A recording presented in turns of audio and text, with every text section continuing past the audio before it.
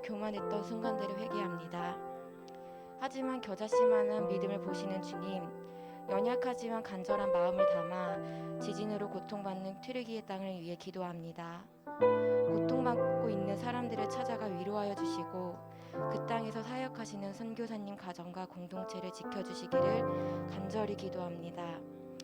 그리고 어려움 가운데 있는 선교 현장을 위해 합심하여 기도하는 공동체, 주님의 긍휼하심을 따라 어려운 이웃을 힘써 돌보는 지구촌 청년 공동체가 되게 하여 주시기를 간구합니다. 주님, 겨울 축제를 통해 누린 풍성한 은혜의 물결을 따라 주님을 바로 알고자 바이블 아카데미 훈련에 임하는 청년들을 기억하여 주시고 마음을 연 청년들을 찾아가 만나 주시기를 간절히 간구합니다. 또한 십자가 사랑에 빚진 마음으로 그저 기쁨으로 목원들을 섬기는 우리 귀한 목자님들, 마을장님들, 전도사님을 넘치게 축복하여 주세요. 주님, 이제 저희가 주님의 말씀을 듣고자 합니다. 말씀 전하시는 반세의 목사님께 언제나 성령 충만함으로 함께 하시고 주님께서 허락하신 권위에 따라 선포된 말씀을 듣는 저희에게 순종하는 마음을 허락하시고 또 단단하게 하실 주님을 기대하며 지금도 함께 하시는 예수님의 이름으로 기도합니다. 아멘.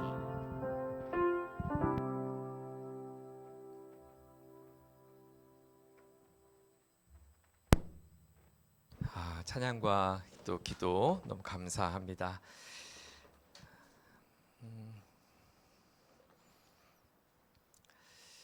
좀 덥나요? 네, 조금 더운 것 같죠?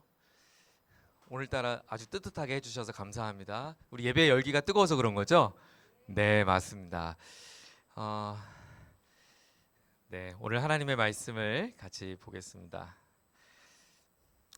말씀 보기 전에 우리 지난주에 바이블 아카데미에 강의하시는 목사님, 전사님 위해서 커피 좀 사돌라 그랬더니 우리 김윤호 목사님은 커피 6잔 왔다고 자랑하시더라고요. 그래서 훌륭합니다. 우리 마을장 목사님도 너무 감사합니다. 순종해 주셔서 감사합니다.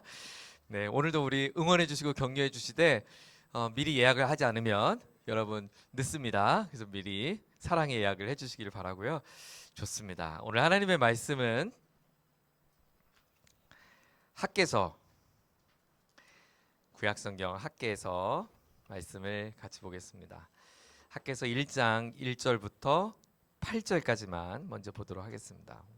오늘은 학개서 1장 1절부터 8절까지 말씀입니다.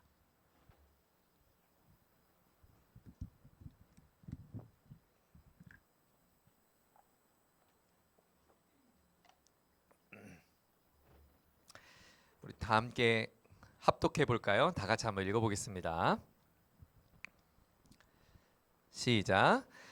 다리우스 왕 2년 여섯째 달 그 달 초하루에 학개 예언자가 주님의 말씀을 받아서 스알드의 아들 수룹바벨 유다 총독과 여호사닥의 아들 여호수아 대제사장에게 전하였다. 만군의 주님께서 이렇게 말씀하신다. 이 백성이 말하기를 때가 되지 않았다. 주님의 성전을 지을 때가 되지 않았다고 한다. 학개 예언자가 주님의 말씀을 받아 전한다. 성전이 이렇게 무너져 있는데 지금이 너희만 잘 꾸민 집에 살고 있을 때란 말이냐? 나 만군의 주가 말한다. 너희는 살아온 지난 날을 곰곰이 돌이켜 보아라.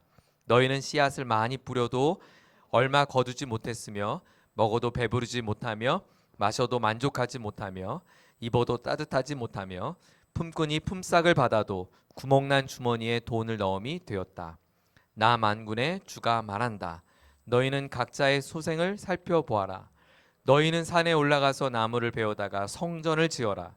그러면 내가 그 성전을 기껍게 여기고 거기에서 내 영광을 드러내겠다. 나 주가 말한다. 아멘. 아멘. 한 가지 광고 말씀을 드리면 우리 3월 첫째 주 주일부터 우리 격주로 마을장님들 모임을 진행하려고 합니다. 저와의 모임 갖는 거고요. 수지 채플은 우리 김윤호 목사님과 시간을 갖게 될 것인데요. 분당 채플은 3월 첫째 주 5일부터 시작을 하게 됩니다. 그래서 시간은 11시고요. 우리 마을장님들 미리 캘린더에다가 저장해 주셔서 격주 모임을 진행하게 될 거고요. 오는 주일날 제자훈련 신청을 받게 됩니다. 그리고 기본반 제자훈련 1반이 있고요. 2 기본반 심화반은 제자훈련 수료생들이 신청할 수 있습니다. 즉 우리 순목자 목사님들이 신청 가능하고요. 또 목원 가운데 순목자 해야 되는데 지금 말 안 들고 있는 친구들에게도 이렇게 찔러주시면 그 친구들에게도 거기까지 앉혀놓으면 제가 목자 만들어낼 테니까 여러분 이렇게 잘 해주시고요. 제자훈련반은 금요일 반이 있고 토요일 반이 이렇게 각각 진행됩니다. 그래서 여러분이 새롭게 시작하는 리뉴얼되는 제자훈련 가운데 또 우리 지난주 우리 금요일 날이었나요? 우리 교육자들과 제자훈련 워크숍도 가졌는데 새로운 마음으로 우리 교육자들이 함께 준비하고 있습니다. 여러분들 기도해 주시고 응원해 주시고 또 많은 분들 참여해 줄 수 있도록 함께 마음을 모아 주셨으면 감사하겠습니다. 기독교 신앙의 핵심이 여러분 뭐라고 생각하세요? 기독교 신앙을 여러분 한마디로 정의하면 어떻게 정의할 수 있을까? 저는 기독교 신앙은 이 명제로부터 시작한다고 생각합니다. 하나님은 사랑이시다. 하나님은 사랑이시다. 기독교 신앙은 그 사랑의 본체이신 하나님이 사랑이시니까 그 사랑의 본체이신 하나님께서 어떻게 우리를 사랑하셨는가 그 사실을 기술하는 것이 기독교 신앙입니다. 기독교에 의하면 하나님께서 죄인된 인간을 사랑하셨다라고 말씀하십니다.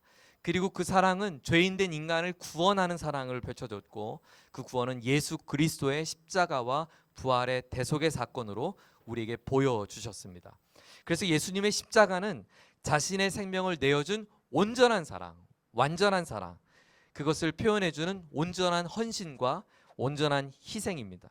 그리고 그 온전한 희생과 헌신의 결과는 바로 자격 없는 우리에게 거저 주신, 은혜로 주신 바로 구원이 되었죠. 그래서 기독교 신앙은 무엇인가? 하나님은 사랑이시다. 그 사랑이신 하나님이 우리를 어떻게 사랑하셨는가? 그 사랑은 예수 그리스도를 통해서 나타났다. 예수 그리스도의 사랑은 우리를 향한 하나님의 희생과 헌신이었고 그 희생과 헌신을 우리가 기억하며 살아가는 것입니다. 그러므로 오늘 기독교 신앙의 우리 궁극적 목적은 나를 향하신 하나님의 사랑을 붙잡고 오늘을 사는 것입니다. 그렇죠? 나를 향한 하나님의 사랑을 부둥켜 안고 사는 것입니다.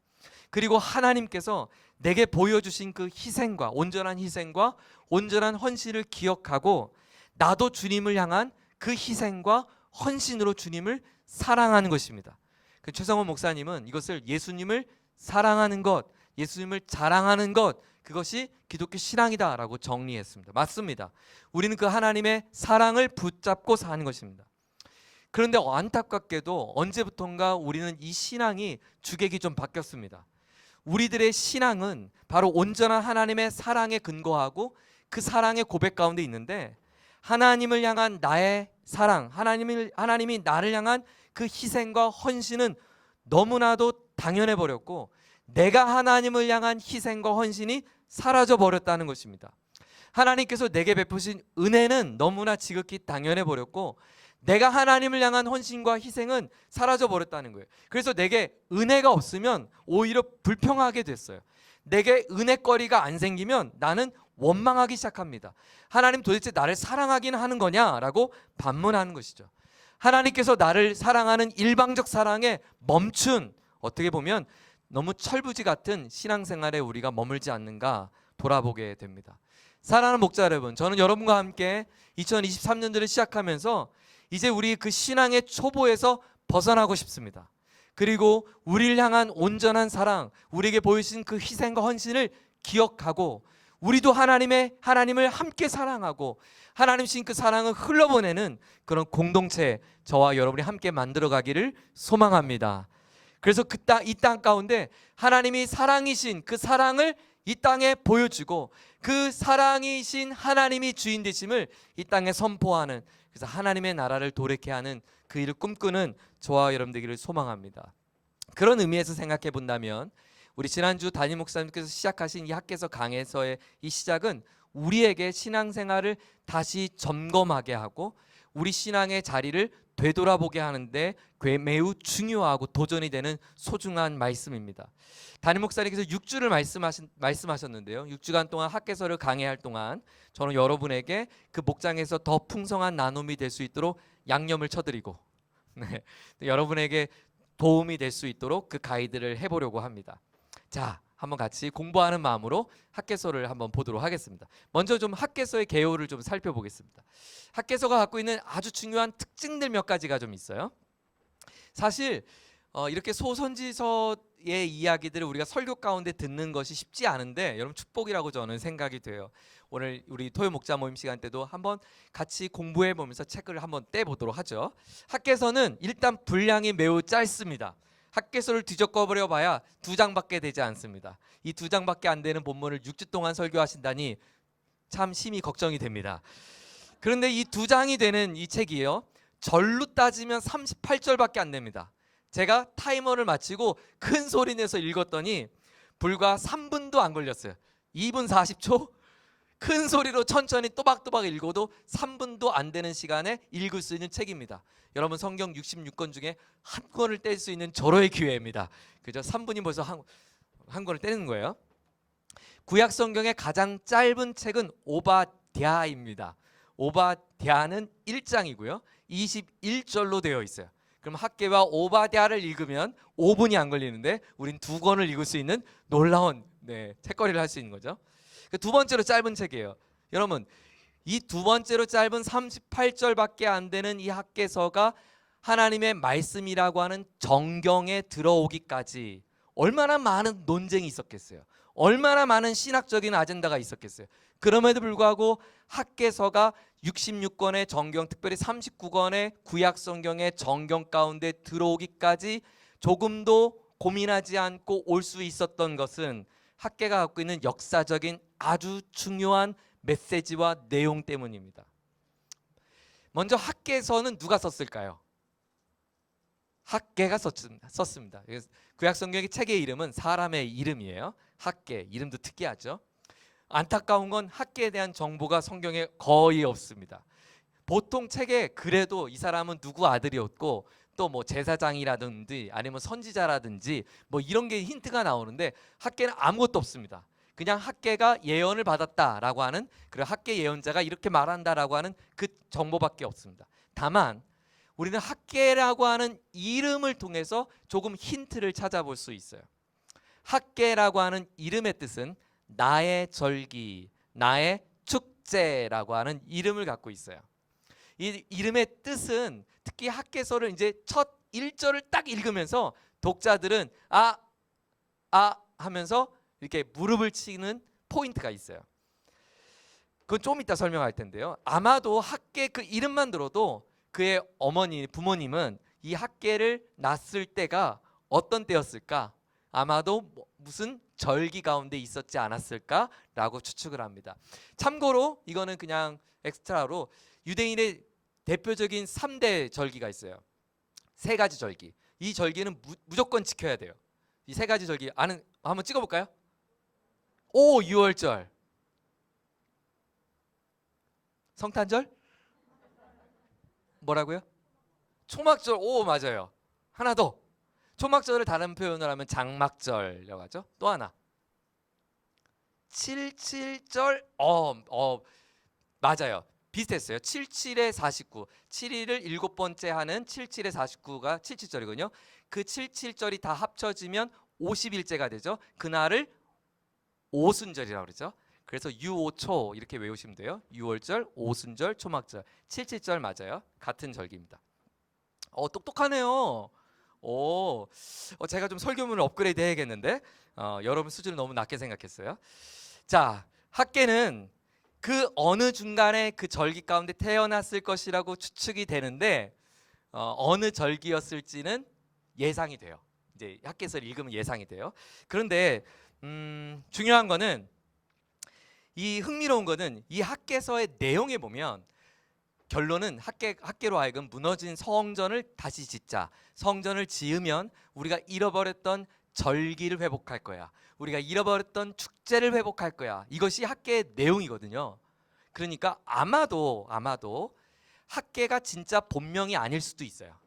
그리고 이 책을 기록한 저자가 이 내용을 우리에게 들려줬다고 하는 마음으로 학개라고 별명을 붙였을 수도 있어요. 왜냐하면 이스라엘 사람들에게는 여러 이름을 붙이기도 하거든요. 아브라함에다가 아브라함이라고도 하고 이름을 붙이기 때문에 아마도 학개이지만, 그건 제 추측이에요.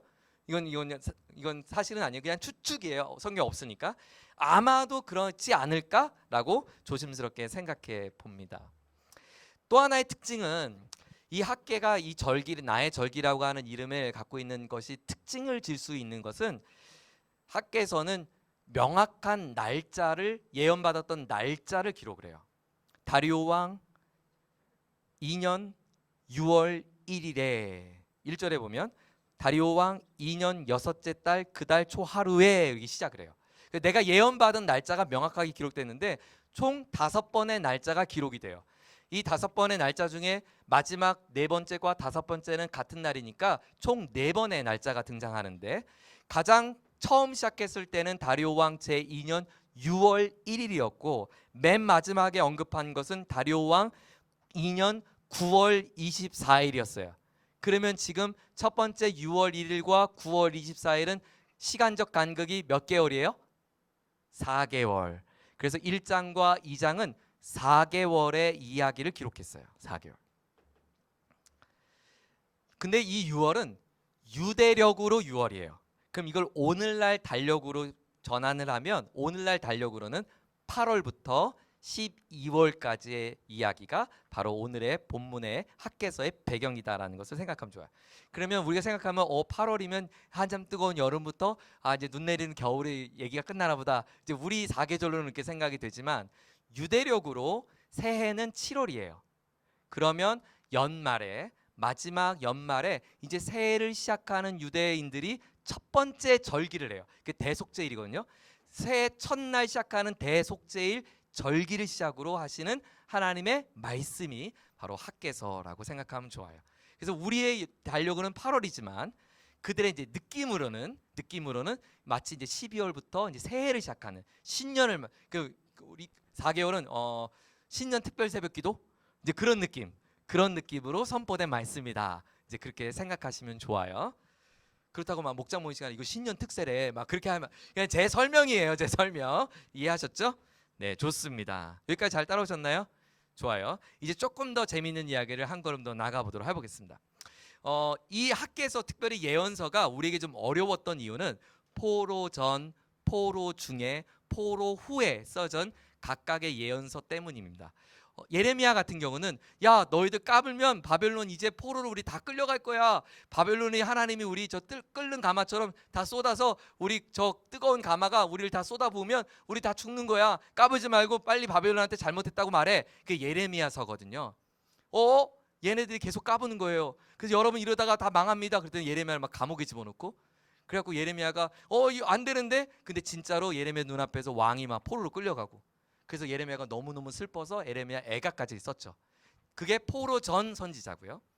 포로 중간에 있었던 선지자가 있고 포로가 다 끝난 뒤에 쓴 선지자가 있는데, 뭐 예를 들면 포로 중에 있었던 선지자, 포로로 끌려갔던 선지자가 다니엘. 그래서 예레미야 예언이 끝나고 다니엘이 그 포로로 끌려갔었던 첫 번째 타자가 이제 다니엘이죠. 다니엘이 포로로 끌려갔고 그 포로 중에 있었던 책이 에스라인데, 에스라에서 한 2장 사이에 있는 그 페르시아의 한 사건을 딱 꼬집어서 쓴 책이 에스더고, 그래서 에스더, 에스라, 그리고 그 포로가 끝난 다음에 쓰여진 책이 학개스가랴. 이거는 이제 같이 묶어가는 책이에요. 학개스가랴. 그리고 마지막 포로의 마지막 이야기가 말라기까지 이어지는 이야기. 그리고 포로 중에 있는 역사적인 이야기, 포로가 끝나서 돌아와서의 역사적 이야기가 느헤미야, 이런 책 이야기예요. 자, 지금 어지럽나요? 이 정도는 이렇게 딱딱 알아야 되는데, 네, 어성경 읽어지네. 빨리 개강해야겠네. 네, 좋습니다. 자, 어쨌든 참고로 저는 선지서를 전공했기 때문에 저는 이런 게 너무 재밌어요. 여러분 지금 재밌죠? 재밌지 않아요? 너무 재밌어요. 더 재밌는 얘기를 해줄게요. 자, 제가 이제 여러분을 역사를 포로부터 포로 끝나는 것을 한 큐에 끝내줄게요. 586년 적어보세요. 586년 BC 586년에 북이스라엘은 그 전에 아수르에서 멸망을 했고요. 이 아수르가 그동안 패권을 장악했는데 586년에 바벨론의 느부갓네살 왕이 아수르를 정복하고 남유다를 먹어버립니다. 그래서 이스라엘 역사는 586년부터 끝나는 거예요. 이제 586년부터 유다라는 그 역사가 없어요. 사라져 버렸어요. 그때 바벨론 왕 이름이 느부갓네살. 이걸 적어도 보세요. 느부갓네살. 많이 들어보셨죠? 느부갓네살 왕 때 끌려갔던 사람이 누구냐? 다니엘이에요. 다니엘 1장을 보면 느부갓네살 왕 때 다니엘 이야기가 소개돼요. 자, 어쨌든 그때 포로로 끌려갔던 사람들이 여러분 이제 우리 일본이라고 생각하면 돼. 그냥 바벨론은 일본이다 생각하면 돼. 그 일본의 조선 사람들을 끌고 갔을 때, 직용으로 끌고 갔을 때 그들이 배 타고 저 일본 땅에 갔을 때 무슨 생각을 했을까? 내가 다시 고향을 갈 수 있을까? 내가 다시 내가 조선의 성곽을 내가 다시 구경을 할 수 있을까? 내가 우리 가족들과 함께 추석을 다시 보낼 수 있을까? 구정 명절을 지킬 수 있을까? 이런 마음이 있었죠. 똑같아요. 유다 사람들도 바벨론에 끌려가면서 그들의 마음속엔 우리가 다시 절기를 지킬 수 있을까? 우리가 다시 돌아왔을 때 우리 성전은 남아 있을까? 우리 가족들 친지들은 다 괜찮을까? 처음에 뭐 아무나 끌고 갔겠어요? 꽤 괜찮은 사람만 끌고 갔죠. 왕가를 먼저 끌고 갔고 다니엘과 같은 좋은 사람만 끌고 갔단 말이에요. 그러니까 인재들만 끌고 간 거예요. 그 인재들이 돌아가면서 떠나가면서 실려가면서 내가 과연 내 민족에게 다시 헌신할 수 있는 기회가 찾아올까? 이런 마음으로 이제 끌려갔을 거예요. 그 바벨론 제국이 여러 왕들이 이제 이야기가 있는데 다니엘서에 보면 그 왕들의 이야기가 힌트가 좀 나와요. 그러다가 이 다니엘 왕국이 영원할 것 같았지만 굉장히 무자비했거든요. 다니엘 왕국 막 끌고 갔으니까 무자비했는데 영원할 것 같았지만 제국은 영원하지 못했죠. 이 역사가 539년 페르시아에 의해서 다시 전복이 됩니다. 그때 페르시아가 바벨론을 다스렸을 때 왕이 누구냐면 고레스 왕이에요. 고레스 한번 적어보시겠어요? 고레스. 근데 이 고레스는 보통 이 느부갓네살은 아수르를 싸울 때 이집트하고도 전쟁하고 그리고 아수르와도 전쟁하고 이렇게 칼부림을 통해서 정복했거든요. 근데 사실 페르시아는 그냥 성문을 열어줬어요. 그 성 지킴이가 그냥 아무런 그 칼 쓰지 않고 성문을 열어줘서 큰 어려움 없이 바벨론을 정복할 수 있게 됐어요. 그때 마지막 바벨론의 왕이 누구였냐면 벨사살 왕이에요. 다니엘서에 나오는 벨사살 왕. 그 벨사살 왕의 이야기가 나온 다니엘서를 보면 벨사살 왕은 막 맨날 흥청망청 술 파티를 벌이는 장면이 나오죠. 그때 실제로 벨사살 왕이 너무나도 부패하고 방탕을 해서 거기에 염증을 느꼈던 바벨론 사람이 야 이럴 바에는 그냥 페르시아한테 나라를 넘겨주는 게 우리가 더 잘 살겠다. 그래서 페르시아한테 넘겨준 거예요. 그 정권이 바뀌어 버렸어요. 그래서 그 고레스 왕이 이게 군사들을 이끌고 지휘하고 이렇게 성문에 들어올 때 학자들은 이렇게 사람들이 마치 메시아를 맞듯 예수님을 맞듯 이렇게 환호를 했다고 하더라고요. 환호를 하면서 들어왔대요. 그때 고레스의 군대를 이끌었던 군대 장군의 이름이 고브리아스라는 사람이에요. 고브리아스.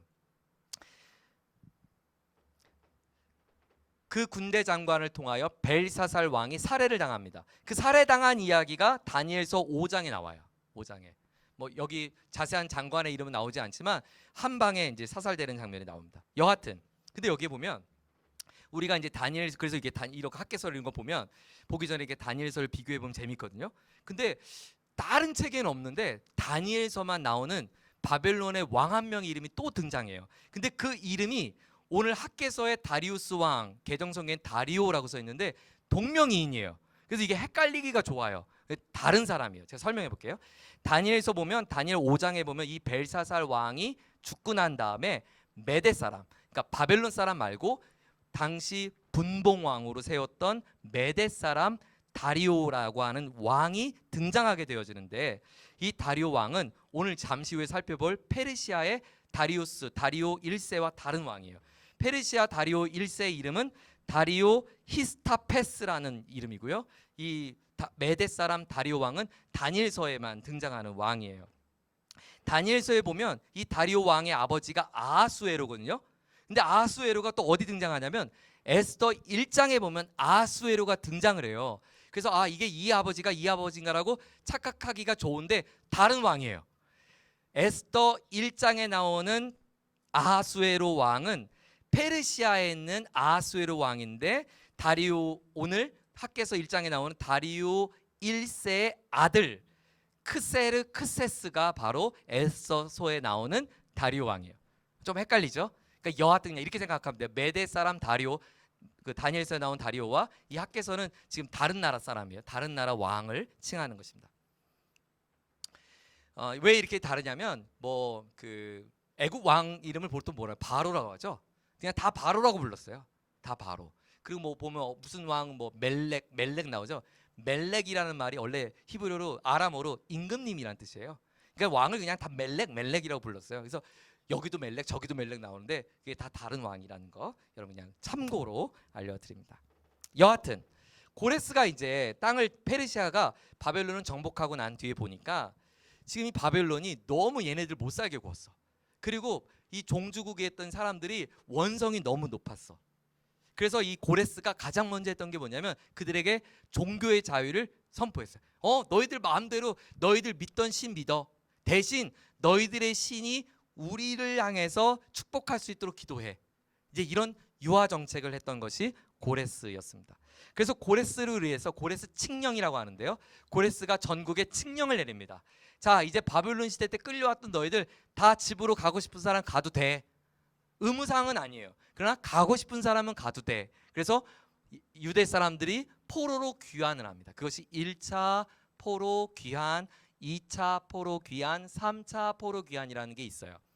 포로 귀환을 해요. 근데 여러분 생각해 보세요. 여러분이 일본에 태어났어. 근데 어느 날 일본 천황이 이제 너희들 조선으로 다 돌아가도 돼. 근데 일본에 막 집도 짓고 여기서 애도 낳고 학교 애들도 다니고 있고 여기서 내가 이제 뭐 조그만 가게도 하고 있고 그러면 다시 돌아가는 게 쉬워요, 어려워요? 어렵죠. 그럼에도 불구하고 조선으로 다시 돌아가겠다고 하는 사람들은 특별한 의지가 있고 뭔가 사명이 있는 사람들이죠. 포로로 귀환했던 사람들에게는 다시 한번 유대 땅에 우리 신앙을 회복해야겠다고 하는 불붙는 마음으로 돌아갔던 사람들이 바로 예루살렘을 귀환했던 포로들이었어요.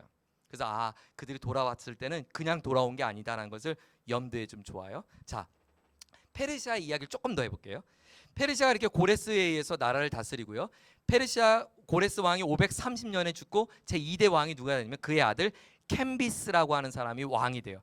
근데 이 페르시아가 그냥 바벨론만 다스린 게 아니라 점점 영토를 확장해서 어디까지 확장을 했냐면 이 캔비스 때는 2대 때는 저 서쪽으로 확장이 돼서 애굽까지 먹어버렸어요. 그래서 원래 아수르, 바벨론도 이집트는 못 건드렸거든요. 근데 페르시아 때 이집트까지 점령해버리는 정말 어마어마한 막강한 권력을 이제 차지하게 되죠. 그게 525년에 이집트를 정복합니다. 근데 문제는 이렇게 서쪽을 점점 마치 알렉산더처럼 점점 캔비스가 점령하고 있었던 그때에 지금 고레스에 의해서 본국으로 돌아가도 돼라고 말하니까 사람들의 마음속에는 고향에 대한 그림도 있었지만 지금 새롭게 된 이게 사람이 마음을 풀어주면 이게 뭔가 잘해주면 기어오르잖아요. 군대도 그래서 갈굼이 필요하죠. 군대 돌아갈 땐 갈궈야 돼요. 때리면 안 되고 약간의 갈굼이 있어야 돼요. 그래야 이제 군대가 돌아간다 그러거든요. 군대에서 슬리퍼 제가 이제 이등병 때 제일 이해가 안 되는 게 슬리퍼 줄 맞추는 거야. 얘 줄은 왜 맞추는지 내가 이해를 못 하겠어. 내가 내 줄을 맞추는 건 이해하는데 슬리퍼 줄은 왜 맞춰야 되는지.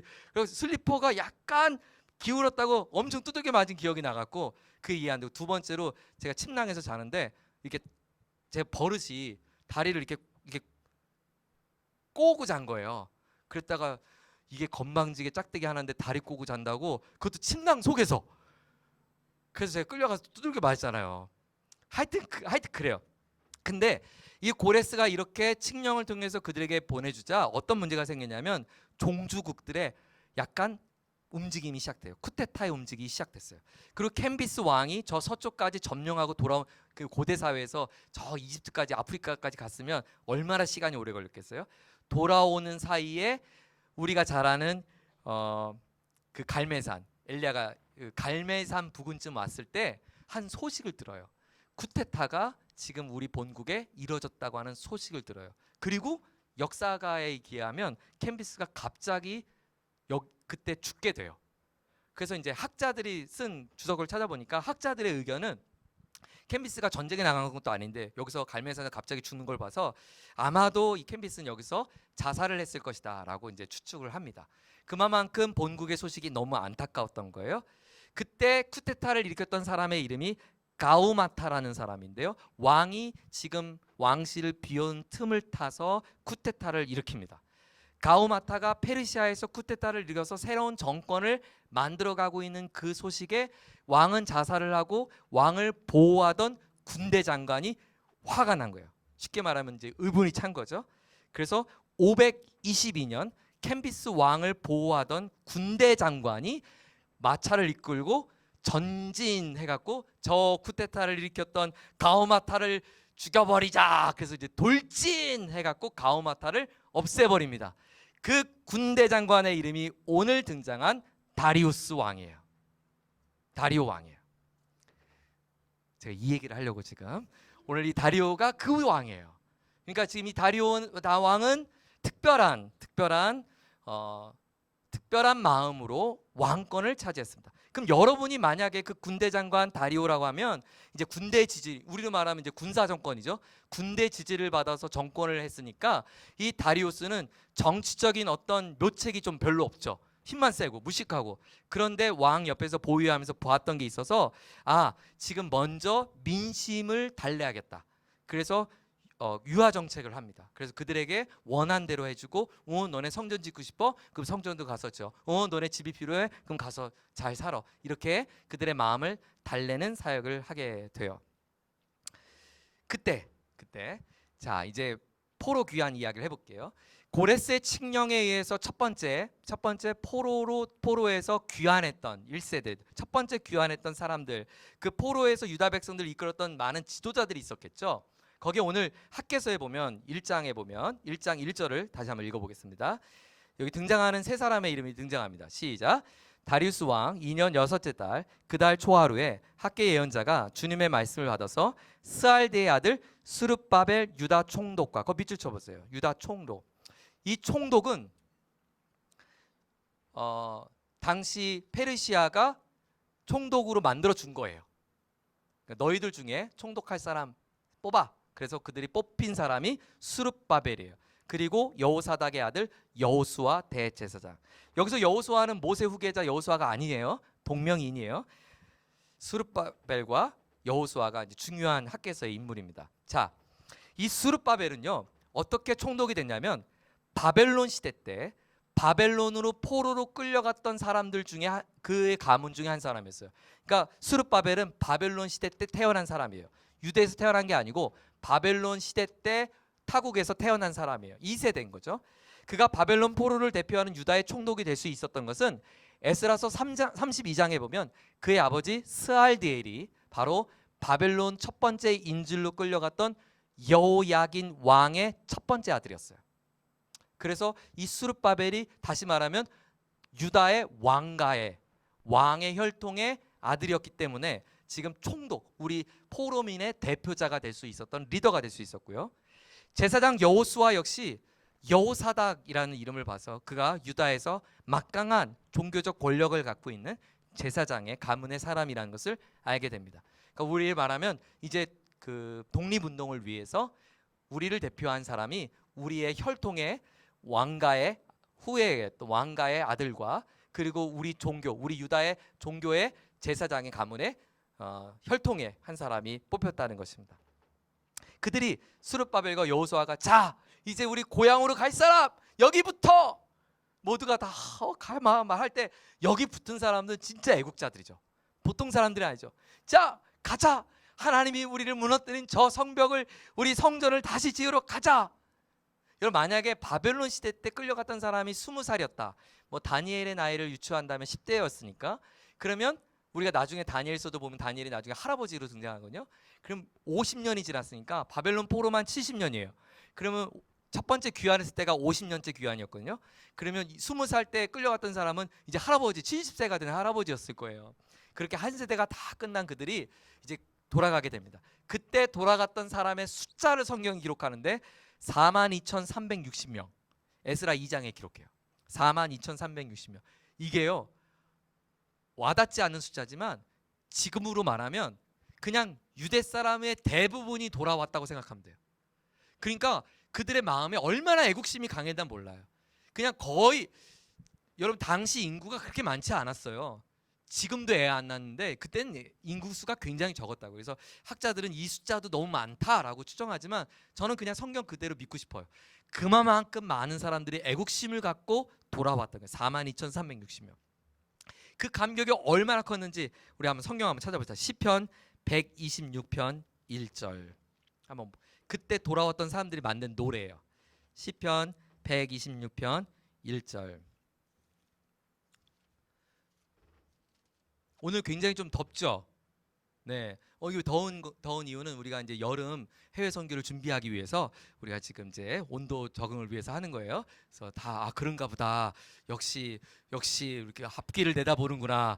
그래서 이제 이 온도가 딱 전주 날씨거든요. 예, 그래서 자, 시편 126편 1절을 히터를 꺼달라는 얘기예요. 자, 시편 126편 1절 같이 한번 읽겠습니다. 시작.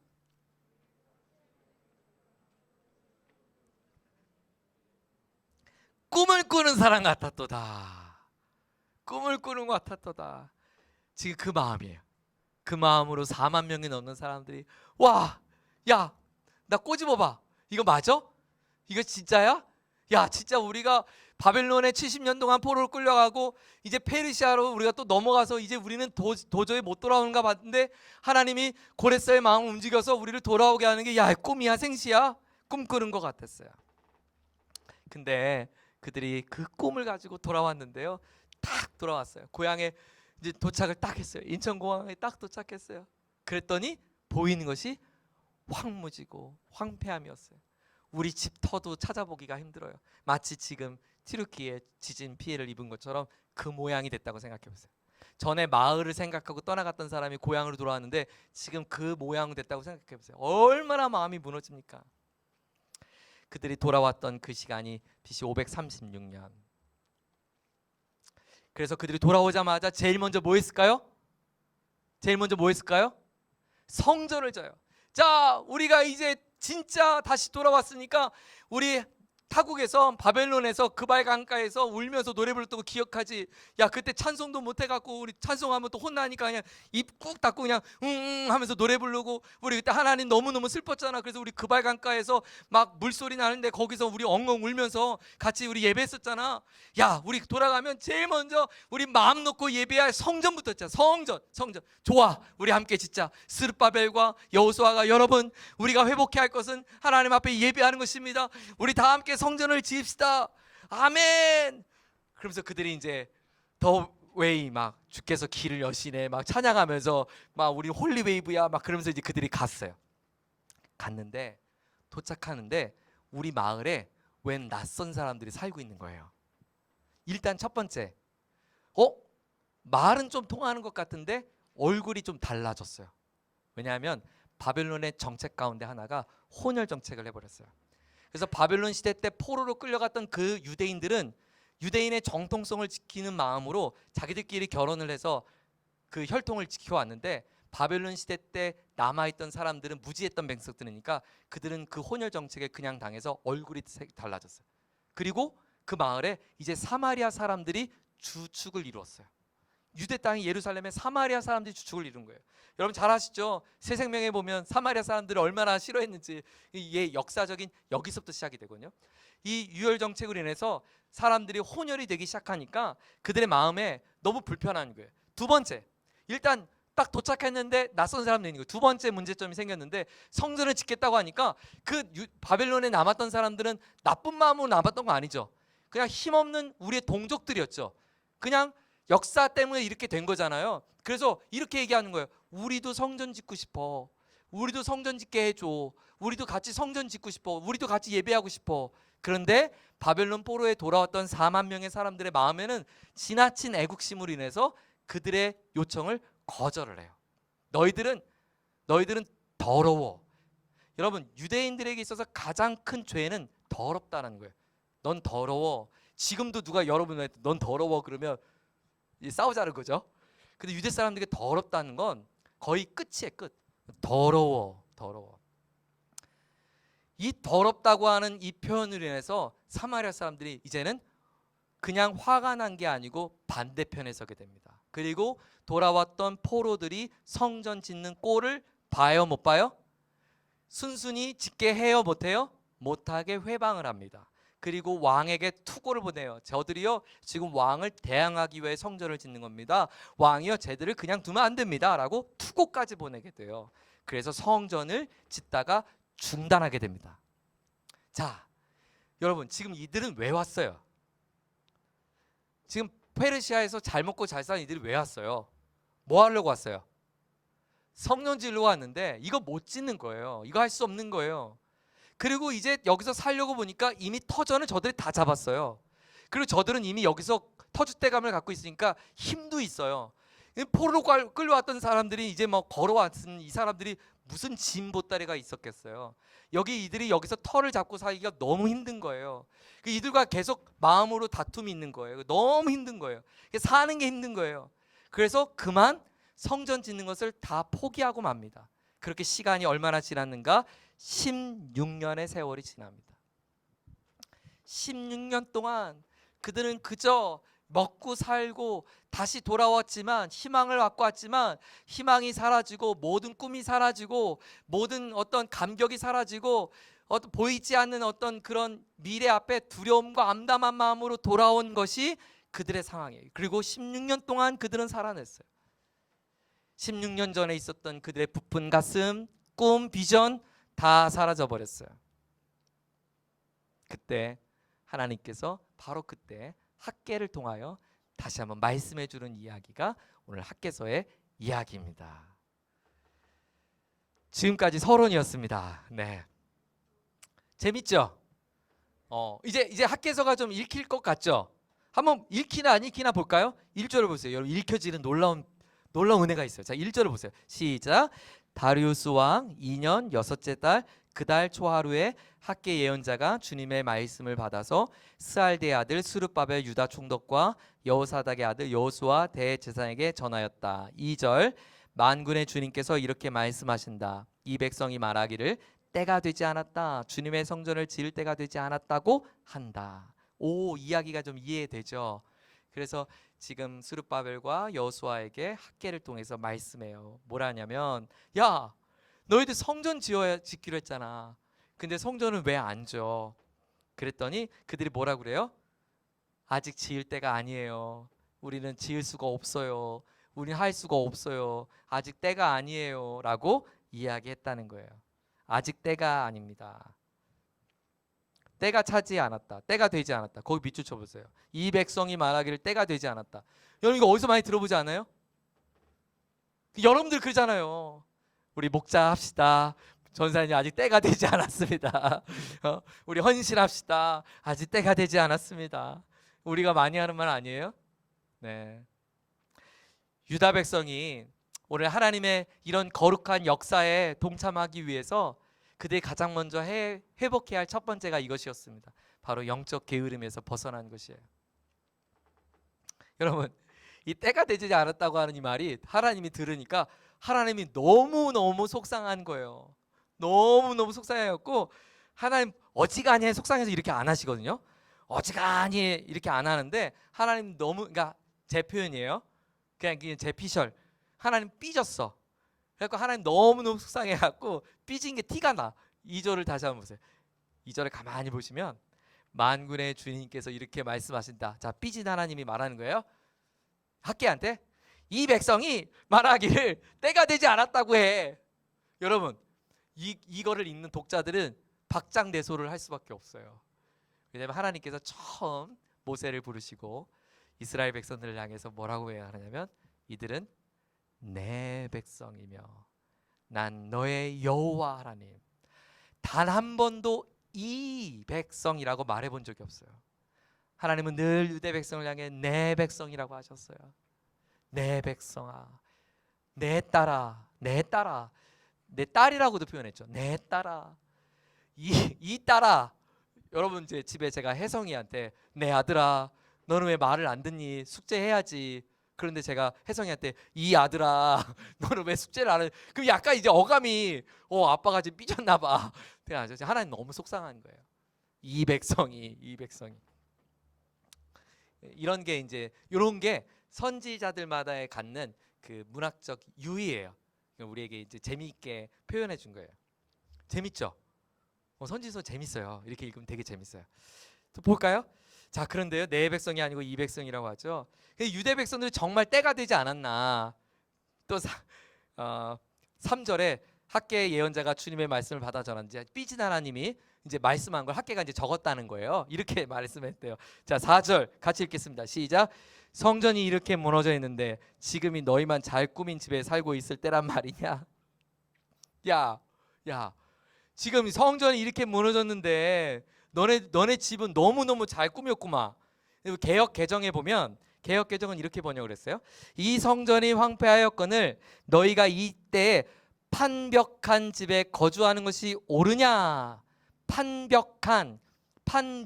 판벽이라는 것은 옛날 건물에, 여러분 이제 고대 건물, 지금 뭐 고대 유적지 가보면 집도 코딱지만 해요. 돌무더기에 돌 얹고 그냥 칸 막은 게 집이죠.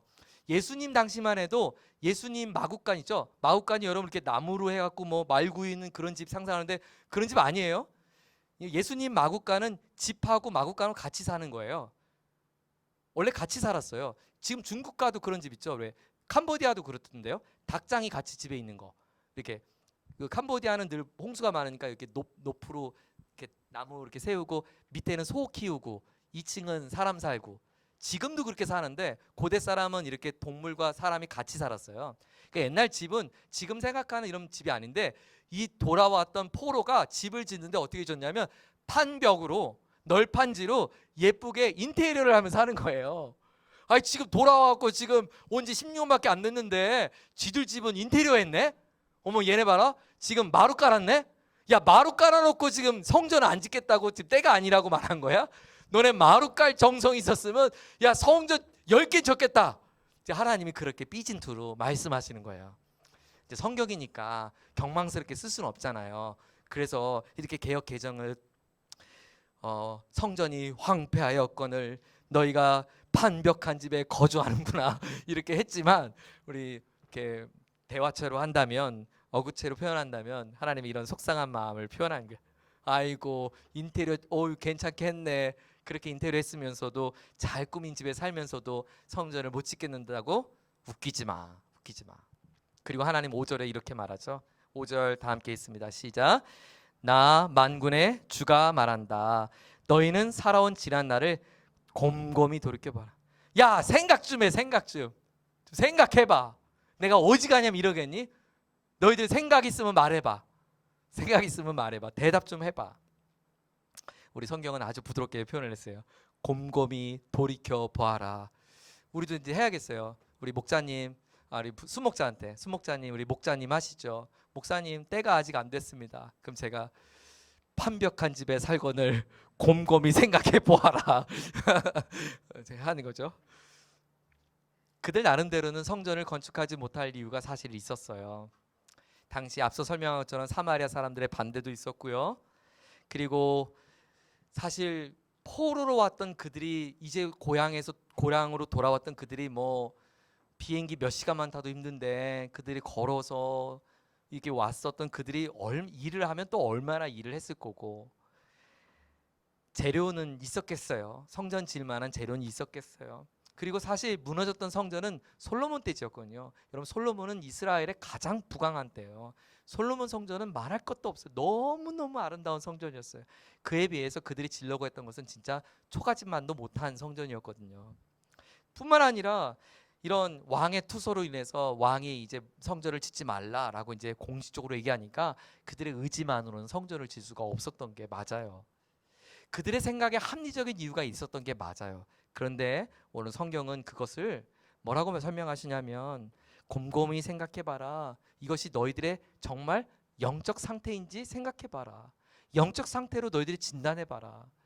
너희들이 정말 영적 게으름에 빠진 것은 아닌지, 혹은 나를 향한 사랑을 잃어버린 것은 아닌지, 정말 너희들의 현실적인 문제 때문에 그런 건지 너희들의 영적 상태를 진단해봐라 라고 주님이 말씀하고 있는 것이죠. 6절에 보면 그들의 상황은 이랬어요. 학개서가 대신 그들의 상황을 설명합니다. 6절 시작. 너희는 씨앗을 많이 뿌려도 얼마 거두지 못했고 먹어도 배부르지 못하며 마셔도 만족하지 못하며 입어도 따뜻하지 못하며 품꾼이 품삯을 받아도 구멍난 주머니에 돈을 넣음이 되었다. 그들도 궁금했어요.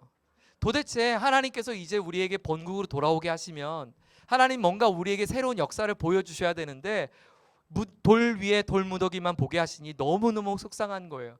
마치 제가 그랬거든요. 저는 터키 갔다 와서 이만한 꿈을 꾸고 왔어요. 하나님이 저에게 그 소아시아의 교회를 회복시킬 거라고 하는 그런 꿈을 주시고, 제가 파엔 때 설교했지만 별들을 보았다니까요. 그래서 아마 이 꿈이 이렇게 가지고 왔는데 딱 도착한 지 일주일 만에 그 땅에 폐허가 된 걸 보면서 하나님 제게 보여준 건 부흥이었는데 지금 제가 본 건 돌무더기입니다. 너무 속상한 거예요.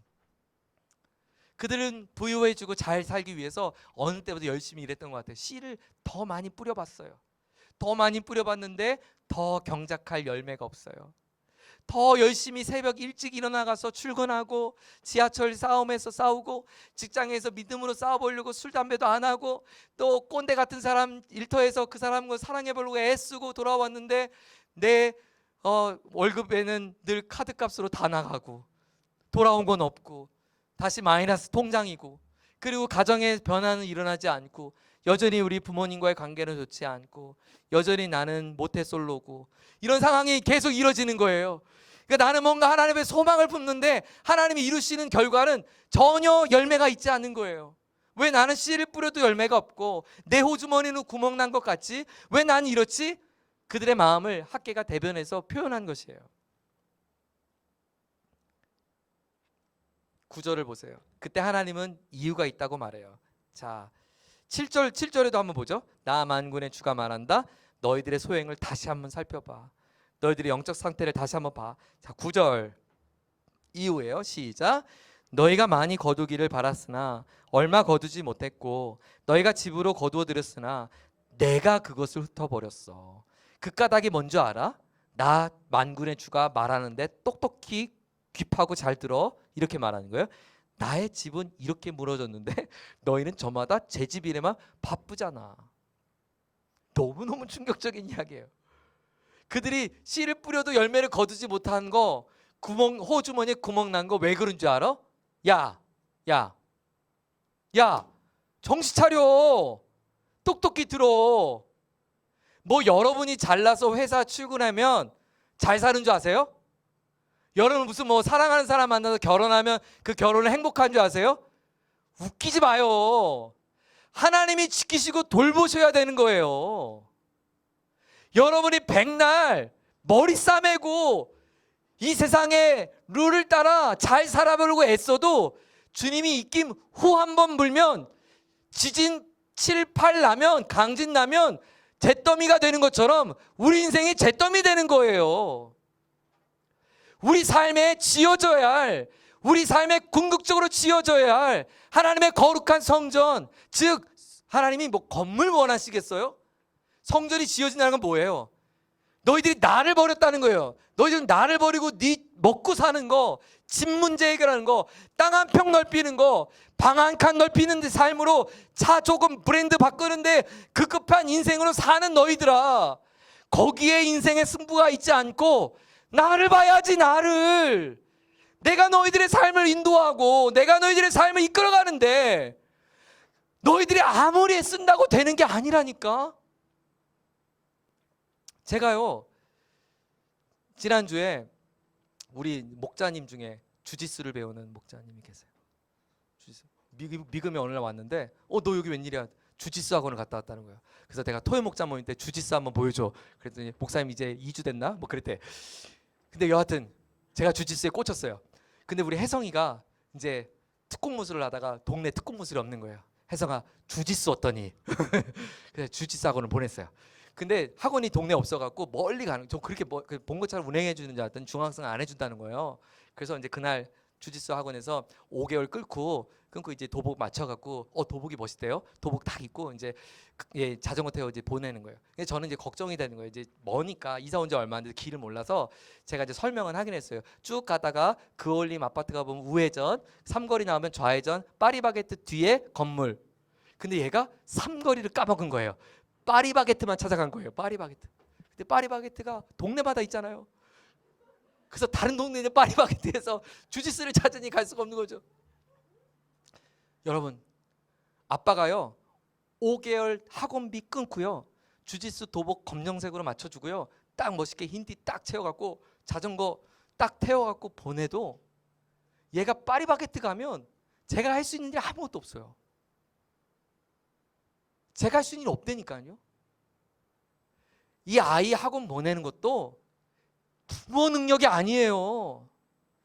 이 아이의 인생을 붙드시는 하나님이 도와주지 않으면 그 학원도 제대로 못 가요. 그게 인생이에요.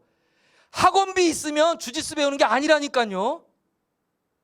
여러분, 학원비 찾으려고 인생 학원비 모으려고 인생 쏟아부으면 파리바게뜨 못 찾아서 허우적거리는 인생 되고요. 그렇게 인생 망치는 거예요. 생각 좀 하면 살라는 거예요. 청년 여러분, 생각 좀 하면 사세요. 생각 좀. 여러분의 인생에 승패가 어디 있는가? 여러분, 저와 여러분이 무엇을 붙들어야 되는가? 우리가 어디에 목숨을 걸어야 되는가? 그러므로 예배는 옵션이 아니에요. 예배가 옵션이 되면 어떡해? 시간 나면 예배하고 시간 안 나면 예배 안 드리면 하나님이 여러분 시간 날 때 도와주고 시간 안 날 때 하나님 안 도와주면 어떡해요? 여러분의 마음의 여유가 있을 때 하나님 앞에 헌신하고 마음의 여유 없을 때 헌신 안 하고 그런 거 아니에요. 우리는 여러분, 내가 농부가 아무리 씨앗을 땅에다가 10평, 10,000평을 심으면 뭐예요? 비 한 방울 내리지 않으면 뭘 거두겠어요? 비는 무슨 수로 낼 거냐고요? 분무기로 뿌릴 거예요?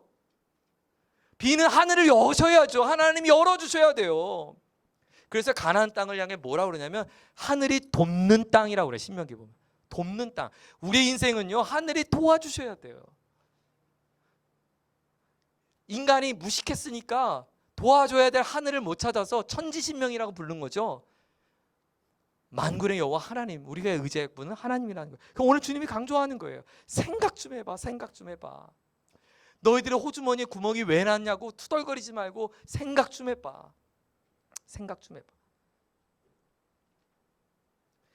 우리 일터학교 이제 조금 있으면 할 건데 우리 목사님들 진짜 일터학교 꼭 하셔야겠어요.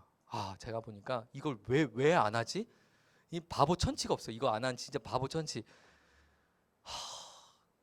일터학교 코치님이 삼성 반도체 임원이신데 막 코치 자격증도 있고. 아니 그분이 세상에 뭐가 아쉬워갖고 토요일 날을 5주 동안 여러분을 3명 부여잡고 여러분의 인생을 멘토링 해주고 코칭을 해주냐고요. 근데 제가 이제 그 코치 중에 임채종 장로님이라는 분 아시죠? 우리 많이 도와주시는 임채종 장로님이 애가 셋이에요. 막내딸이 대학지구고 둘째 아들도 대학지구고 첫째 아들도 대학지구예요. 근데 나이 차이가 많이 나요. 첫째 아들과 막내딸은 많이 차이 나요. 지금 막내딸이 대학지구 지금 침신대 1학년인데 얘는 중학교 2학년 나이예요. 근데 지금 대학생이 됐어요. 근데 그 집 둘째 아들이 성경이라고 그 둘째 아들은 그 투석을 하는 거예요. 10년 동안 투석을 했어요. 근데 제가 그 임채영 장로님을 청년지구 오기 전에 알았는데 어떻게 알았냐면 엄마 때문에 알았어요. 그 어머니를 제가 교도소 사역하다가 알게 됐어요. 이 아이를 어떻게 키우냐면요. 집에 투석 반을 꽂아놓고 교도소 사역하러 왔어요. 그리고 제가 지금 아들 투석 지금 반을 꽂아놓고 지금 여기 와갖고 죄수들한테 복음 전하 이게 말이나 돼? 이 아줌마 좀 이상하다 처음에.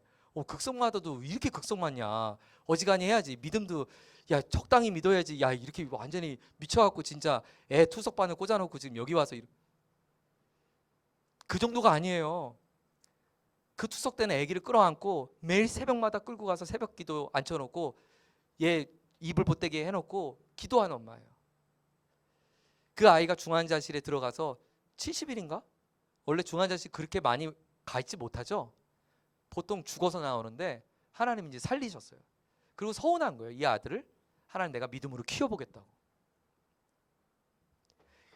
제가 그 집 이야기 그 집을 보면서요. 이거는요 하나님이 키웠다 이거 설명이 안 돼. 이거 외에는 설명이 안 돼. 제가 보니까 임채정 장로님 대책이 안 되는 분이야. 야, 이 아이를 어떻게 키웠나. 첫 번째 아이는 지금 미국에서 공부하고 있고 둘째 아들, 셋째가 지금 침신대에서 신학 공부하고 있어요. 여러분 하나 믿으려면요 진짜 믿고요. 그냥 안 믿으려면 그냥 빨리 지옥에 가세요. 그냥 지옥 어차피 갈 거니까 그냥 이 땅에서 마음껏 누리고 뭐 퍼먹든지 뭐 마음대로 하든지 몸을 뒹굴든지 뭐 이렇게 피곤하게 살지 말고 살고 믿을 거면 생각을 하고 확실히 믿자고요. 이것도 아니고 저것도 아니고 하지 말고. 그래서 저는 이 학개론을 말씀 통해서 이 도전해 주신 성전을 지어라 이 말씀이 하나님 제 안에 무너졌던 예배가 제 안에 무너졌던 주님을 향한 사랑이 제 안에 무너졌던 주님을 향한 헌신이 회복되기를 원합니다. 그런 마음으로 저와 여러분이 계속 시간을 함께 감당했으면 좋겠습니다. 말씀을 정리하겠습니다. 오늘 두 가지를 우리에게 도전해 줍니다. 첫 번째는 영적 게으름에서 벗어나라. 두 번째, 너희들의 영적 상태를 진단해라. 그리고 이번 주 주일에 세 번째와 네 번째를 담임 목사님이 설교해 주실 거예요. 네, 우리 그런 마음으로 같이 묵장 모임 시간에 이 말씀을 나누고 주일날 말씀 받아서 네 가지를 가지고 또 주중에 말씀 나누면 그 어느 때보다 풍성한 시간이 되리라고 생각합니다. 사랑하는 목자 여러분, 제가 조금은 거칠게 표현은 했지만 그러나 예수 믿는 건 원래 그렇게 믿는 거예요. 그렇죠? 아내를 사랑하는데 조금만 사랑하고 덜 사랑하고 자기야 나 사랑해. 사랑하지. 얼마나 사랑하는데 조금 덜 사랑해. 그 사랑이 아니죠. 사랑은 전부죠. 온전한 사랑. 그러니까 사랑의 온전함이란 표현이 사실은 틀렸어요. 원래 사랑은 온전해야 사랑인 거예요. 온전하지 않으면 사랑은 아닌 거예요. 네, 사랑은 원래 온전한 거예요. 믿음은 원래 온전한 거예요. 조금 믿고 적당, 그거 원래 수식어가 잘못됐어요. 그건 안 믿는 거예요. 저에게 믿음을 주옵소서. 아니요, 그 여러분 안 믿는 거예요. 덜 믿는 거 아니에요. 없어요. 그런 건 안 믿고 있는 거고요. 믿으면 믿는 거고요. 주님을 사랑하면 사랑하는 것입니다. 단순하게 믿음으로 승리합시다. 우리 함께 성전을 지으러 갑시다. 영적 성전, 무너진 성전이 무엇인가 오늘 목자님 나눠보시고요. 우리 함께 아름다운 성전을 지어서 주님을 기쁘시게 하는 그런 청년들 저와 여러분 됐으면 좋겠습니다. 같이 기도하겠습니다.